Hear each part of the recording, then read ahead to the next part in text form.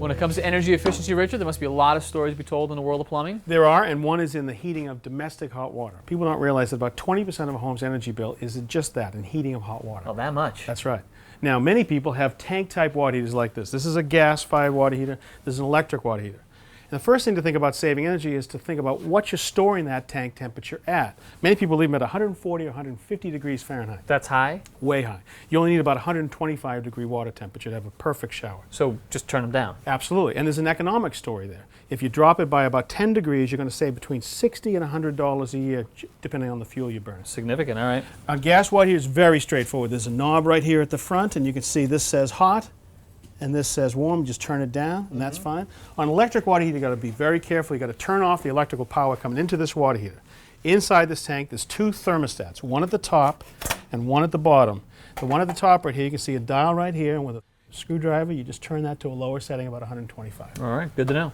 Now, the other thing is to think about is how much of this hot water that you've made is being lost before it gets up to the faucet upstairs.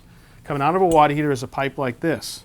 Now, heat wants to conduct up this pipe, and now it goes into a cold basement. Right. It can be lost to the basement, and that means the burner comes on and on. So one homeowner project is this, to insulate those pipes with a foam insulation. It's split like this, and then you just pull it together and it seals up. So if this pipe isn't losing heat, this hot water heater doesn't have to work as hard? That's right. All right, great. Good to know. One more thing to think about is how much hot water you use. No, wait a second. You're not going to ruin my nice shower, are you? No, you can have a perfect shower.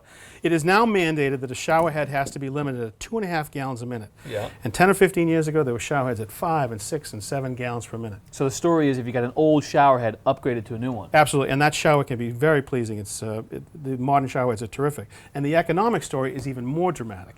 If I had a shower head that was at 3.5 gallons a minute, and I got it to 2.5 gallons a minute, just that 1 gallon per minute savings, family of 4, would be somewhere between $130 to $200 in savings a year. Wow, these can really add Absolutely. up. Okay. Now there's also a story about storage, because you've told this one before. That's right.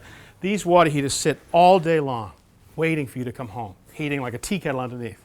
What you're going to see more and more of is this, an instantaneous water heater. This would mount on the wall. In this case, it's gas-fired. When you are not using hot water, this uses no energy. When you open up a faucet, then and only then does that burner come on and make the hot water you need. Comfortable but very efficient. Absolutely. All right, great ways to make a difference. Thank you.